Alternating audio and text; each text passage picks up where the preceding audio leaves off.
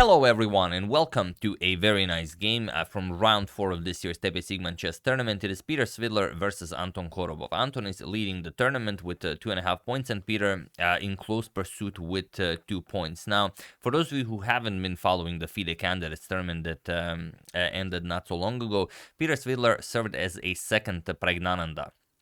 And of course, they worked very much on their chess, and it's not only that Pragnananda was prepared for the FIDE candidates tournament, but also Peter has quite a lot of preparation as he was helping him out, and also Prague wasn't able to maybe use even 50% of what they prepared and what they discussed. So some of it might be leftovers for Peter to use later on. Or I don't know, maybe they have some sort of a gentleman's code that whatever they discussed, only Prague is allowed to use. I have no idea. But as this game will follow to a certain point, a game where Pragnananda beat Cheparinov could be something they discussed for the candidates tournament. So just wanted to mention that. But okay, Peter goes for pawn to e4 and pawn to c5. And we've shown that game where Peter completely annihilated women's world champion Ju Wenjun, but the next round immediately, Ju Wenjun defeated Vincent Keimer. So this was her second 2700 scalp, the previous one being the one against Alireza Firouzja. She won a piece, then Vincent equalized, being down a piece, and then in the end she again outplayed him from an equal position. So it was a pretty fine game. I will probably show it maybe even after this game. So stay tuned for that as well. So e4 c5, Anton goes for the Sicilian defense. Knight f3, we have d6, and now knight to c3, waiting with pawn to d4, sort of to see what kind of a defensive setup Anton has in mind. But also after knight to f6 and d4, Peter does not recapture with the knight. He plays queen captures on d4, and this is already a very, very rare idea. Not extremely rare, but rare. Knight to c6, and okay, bishop to b5 is the top move here. Other moves are, let's say, queen to d3, the least played queen to d1, but Peter goes for queen to e3. Now, this is almost unheard of in top-level chess. However, there is a game where Maxim Vachier-Lagrave defeated Anish Giri, and also the game I've mentioned where Pragnananda defeated Ivan Cheparinov. So okay, pawn to e6, b3, preparing to fianchetto this dark square bishop as well, bishop to e7 and bishop to b2. We have pawn to a6 and castles queenside. Now, of course, if Anton were to castle kingside, we would have a race here. Peter would start pushing on the king side, Anton would start pushing on the queen side, but he is discouraged. He plays queen to c7. Of course, you also want to avoid e5 with the queen being on d8, so queen c7. And now there is a game where king to b1 was played, and of course it is always a useful move you can play. But here Peter throws in a nice pawn to h3, and it is now as of move 10 that we have a completely new game, hinting at his control over the g4 square. So if castles happens, g4 is coming. So here, pawn to b5. Anton still waits. He pushes on the queen side. He says, I might still move my bishop and castle queen side, so who knows. And pawn to g4. Peter further discouraging Anton from castling kingside, and just bishop to b7. Pawn to g5, knight to d7, and now king to b1. Again, this move has to be played, you know, if you're human. If you're not, you can try playing without it, but if you're human, you should definitely play it. Knight to c5, and now rook to g1. Adding more support here, and now the h-pawn also will start marching forward.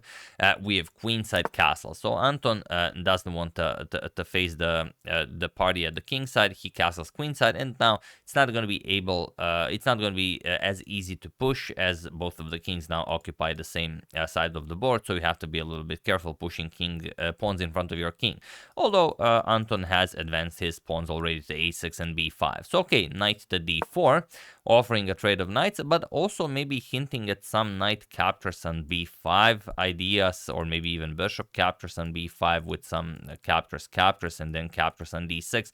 Something that, you know, we've discussed that famous game. It was Bronstein versus Najdorf, I believe, where Bronstein completely annihilated Najdorf, although that was a Najdorf Sicilian, but it featured the sacrifice on b5, and then he took on b6, and I think Najdorf made the mistake of just castling instead of playing king to e7. But yeah, maybe something like that.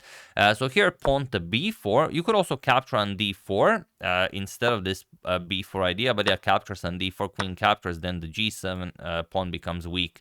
Also, you don't have to do that. You could play rook captures, and then still the g7 pawn will be weak. Also, let's say queen f3, the f7 pawn might become weak. So that's why Anton wants to play quickly b4, and now knight c to e2. Also very interesting would be knight to a4, but Peter has a very concrete idea in mind. Knight c to e2, we have knight to a7, shifting the knight over to b5, and also putting pressure on that e4 pawn, so Peter has to defend it. He defends it with knight to g3. Rook to g4 also very much possible. Knight to g3 is played, and now king to b8 by Anton. Getting the king to a safer square, and now pawn to f4. We have rook h to e8, and now comes rook to g2, with the idea of shifting the rook over to d2 and putting pressure on the backwards d6 pawn. We know from experience that this pawn is a weakness in many lines of the Sicilian defense. And here you should play d5, and I find this incredible. Or maybe you could try the move that Anton played, but yeah, d5 just makes sense here.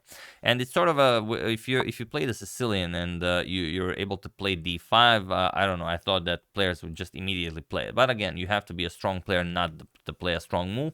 Anton played pawn to e5, and this makes it very interesting because now Peter spent some 12 minutes on his next move, and he played knight d to f5. He had to make sure if it was working, and now the situation on the clock is 35 minutes for Peter and 25 minutes for Anton. And we have bishop to f8. Of course, you need to guard that g7 pawn. F captures on e5, d captures, and rook g to d2. So okay, not a problem to calculate all of this. Rook captures, and now knight to b5. And here Peter caught Anton in his web of nasty surprises. Here we have to play a5, a4, and continue in this fashion. But after knight to b5, it just doesn't work, and Peter is now winning, or maybe close to winning if Anton plays perfect moves until the end of the game. But feel free to pause the video and try to figure out what Peter had in mind here while I give you a couple of seconds.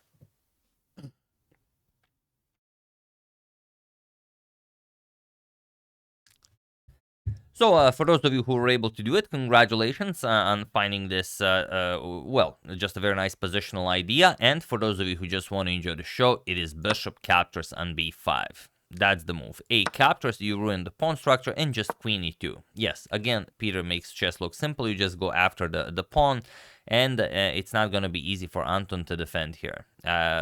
Queen to b6, well, it can be played to defend the pawn.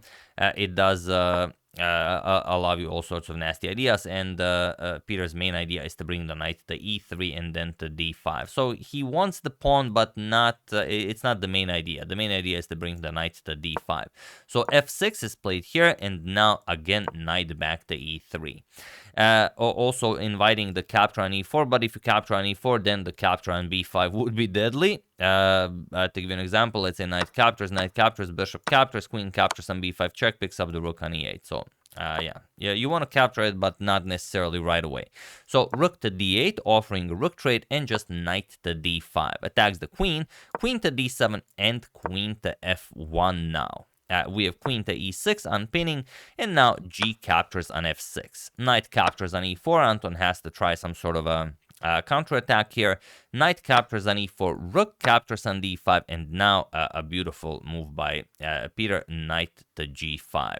You could also capture on d5 and then play knight to g5. Peter chose to play knight to g5 right away.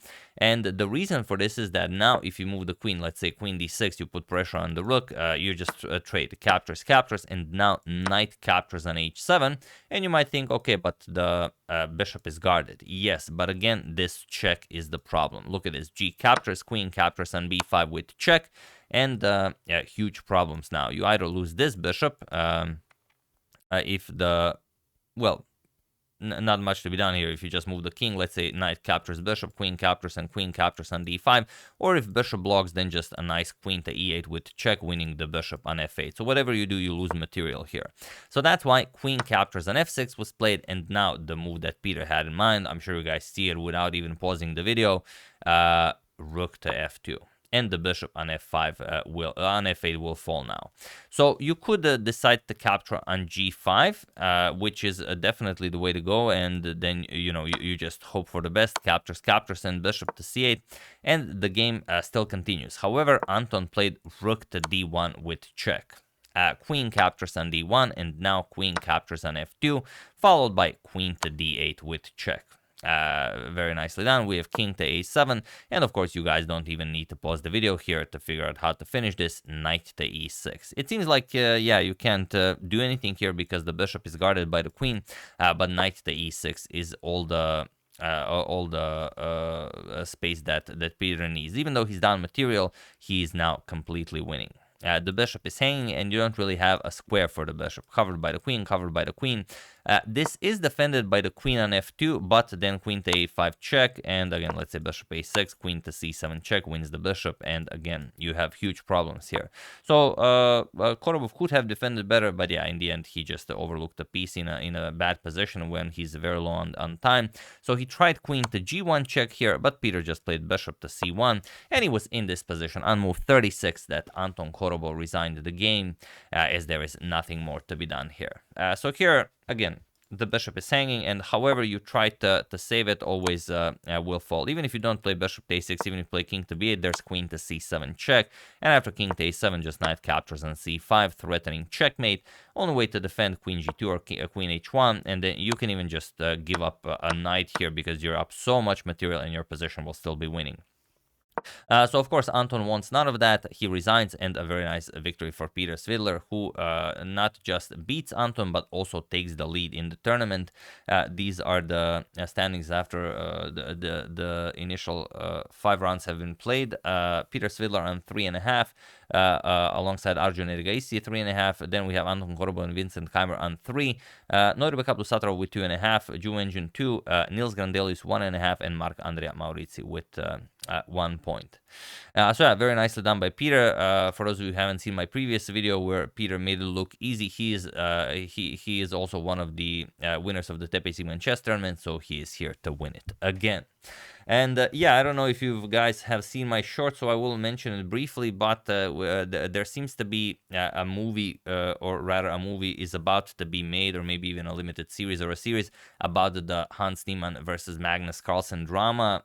To give you a little bit of info about it, you could watch my short if you want, but yeah, seemingly A24, which is an American independent entertainment company that specializes in film and television production, has bought the rights to Checkmate. Now, they only bought the rights to Checkmate, which is sort of a film based on a book by Ben Mesrich.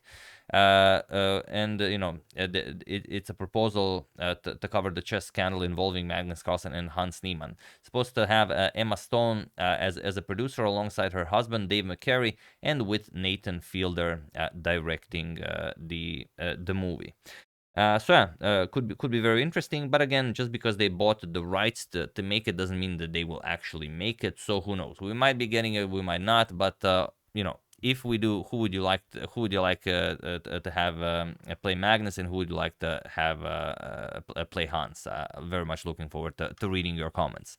So yeah, that's the game, and a little bit of extra info about what's happening in the chess world. Hope you enjoyed that. I would like to thank Michael Hildebrand, Steve Schwartz, Casey Jones, Johan Hoibai, and Lorenzo Tessiore for your contribution to my channel. Thank you a lot. I really appreciate it.